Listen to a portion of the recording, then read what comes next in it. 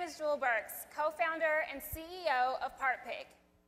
PartPic is visual search for replacement parts. Our mission is to seamlessly facilitate the search and purchase of parts using computer vision technology. If you needed to find this part, how would you describe it? You might say it's black, it's rubber, it's kind of squiggly. The words that come to mind won't do the trick. In fact, if you try searching those words, Google will return 2.7 million results. Reality is, text-based part search sucks, which is why most people call into a distributor or hop in their car and drive to the nearest hardware store for help. While I was working as a sales supervisor at McMaster Car, one of the top parts distributors in the country, I heard people ranging from do-it-yourselfers to seasoned repairmen struggle to describe the parts they needed to buy from us. More than 40% of callers did not have a part name or number to search with. So, armed with this 15-pound catalog and their potentially limited knowledge of a given part, our sales reps did their best to help our customers. This could mean long, frustrating phone calls, which sometimes led to incorrectly ordered parts. An incorrect part delivered meant the customer's project was on hold for at least another day. Productivity stopped. Then they called us again, and they yelled. Then we had to go through this entire process again and hope that this time we got it right. This miserable process leads to $5 billion and thousands of hours lost every year across the industry. So, with a very deep and intimate understanding of this customer problem, the solution seemed clear to me. Why not empower everyone involved by allowing a photo to initiate the search process? This was easier said than done, so I joined forces with a former colleague from Google and computer vision and machine learning researchers from Georgia Tech to create PartPic. By combining key point extraction with various statistical and geometric classifiers, we've created a solution that can extract the key features from a part's image and within seconds deliver a matching image and its associated specifications. We've overcome some of the challenges related to visual search by concentrating our recognition on a specific parts category at a time. As we grow our database, our algorithms are becoming smarter, learning more about the specific physical properties of a given unlabeled part. We've integrated our technology into mobile and desktop applications for our first pilot customer, National Builder Supply. Let's take a look at how PartPic will help them improve their customer service. Switch to the Elmo. Hi, this is Jason with National Builder Supply. How may I help you? Hey, Jason, how's it going? I was working on my toilet, and I have a part. I'm not sure what it is. Let me guess, you don't know the name or the part number? No, I don't, actually. Not a problem. We have an app for that.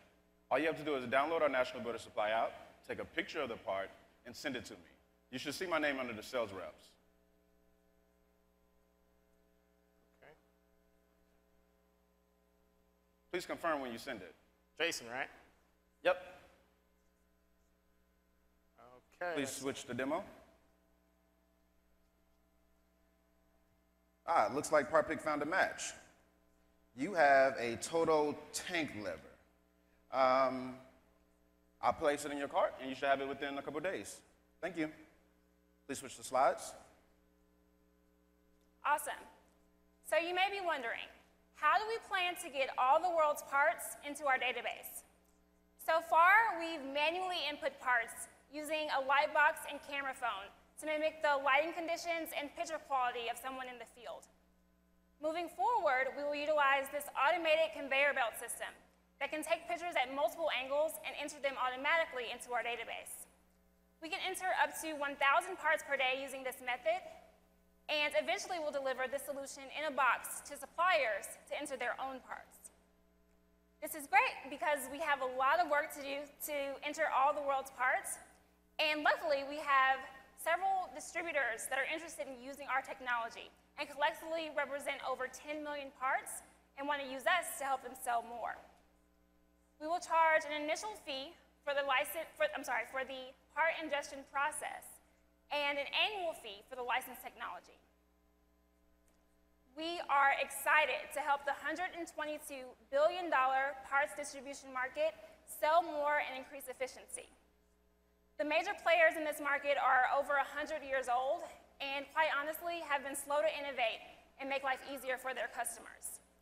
Their customers are comfortable with visual search, as they've begun to use it to do things like take a picture of a check to deposit it. It's time for the parts distribution industry to retire these 15-pound catalogs and adopt PartPic technology. We are so excited to launch PartPic this week to take the hassle out of the part search process. We've opened up our beta list on our website for industrial distributors and suppliers to sign up, and we encourage you all to visit partpic.com to learn more. Thank you. All right. Great presentation. Judges. Firstly, very nicely done. Again, I think it's very clear when people start a company from personal frustration, because you can describe the problem and your solution very, very clearly. So that's very nicely done. The one question I had is, instead of having to take photographs of everything to create the initial catalog, can't you start off with a crowdsourcing solution, where you maybe have a network of experts so that when a photograph is taken and you don't yet have it in your database, someone else might be able to identify it, and that way you can learn as you go, as opposed to having to pre-populate the database? Absolutely. So that's a great question, and that's something that we've thought about. It's looking at crowdsourcing as an option to get more parts into the database. The reason that we've selected going through our suppliers is that we want to build a really solid database with the metadata that they already have. So these suppliers, they already have pretty large catalogs. These really huge catalogs are filled with lots of information. It's just not in the right structure. So we're helping them take this information and put it into this century. And so that's the way that we've chosen to go about it. But crowdsourcing is definitely something that we're looking at for the future. How accurate is the basic algorithm, computer vision right now? Sure. So for the parts that we've entered for, say, National Builder Supply, we're looking at about 80 to 85% accuracy. Again, this is a pretty narrow set. So we've done things like Toto replacement parts for a toilet. But we've also explored, we actually started out with McMaster parts looking at fasteners. So while I was there, I saw that fasteners were returned the most because people were not able to detect or to know exactly what type of cap screw they needed or those types of things. So that's where we started. So we got really good on understanding things like thread count, what type of head is on the screw. We actually utilized a penny to get a reference point and see what the exact size of the screw was. And that's kind of where we started. And now that we've moved on to the plumbing parts, we actually find that a bit easier because they are more distinct in their features. And so your model will be to have customer service reps that are actually talking to people, and then it's machine aided for the rep. Is that the idea? Sure. So we're looking at industries and companies that have a distributed sales force and typically have people that are being called for these types of inquiries. But we also want to make it a self-service model. So one thing that we've looked at for National Builder Supply is instead of someone having to call in, we actually just have them upload a picture to the website, and our technology works in the back end there as well. So instead of them having to search around the website, they can just upload the picture and then automatically get a match of what it is and click to order. What type of volume were you receiving on parts that actually didn't have a model number on them? Like just people had no idea. What percentage of overall call volume is that? Yeah, so that was about 40% of the calls we were seeing is that someone's calling in and they have the thing that they want to replace or they want to get another one of, but they have no clue what it's called, or they don't have a part number on it. And the other issue we were seeing is that, for example, McMaster requires a McMaster car part number. So that may be even different from the supplier part number. And depending on who you were and if we felt like doing the work, we may not cross-reference it for you. So those are some of the issues in the industry that we're trying to take that whole process away, basically. It seems like there's really two innovations. One is just the notion of sending a picture in, which seems pretty straightforward. And then, of course, the how much of the problem is solved by that? And then there's also the question of the algorithms. How are you actually training them to get smarter? So it feels really manual, and I'm just trying to understand how much machine learning there is. Sure, so I'll take the first half of that, and then I'll put it to my CTO to answer the second half.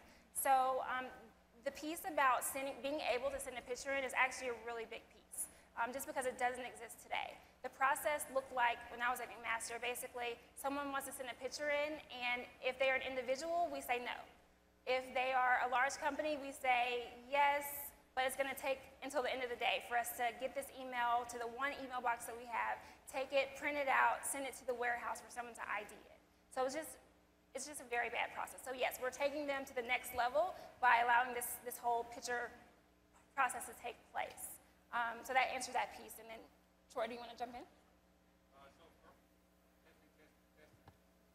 Is it working? Testing. Okay, there it is. Cool. All right. So pretty much what we do is we take a part and we actually create a statistical model about that part and be able to extract features that is related to that part. These features could denote the shape, the color, the texture of the part. From there, we're able to use a hierarchy classification method in order to compare against metadata in our database. From there, we also have users to be able to input in their part, and as they add more and more pictures, is able to retrain and be able to produce better results. How much money is it going to cost you to put all these parts through your machine?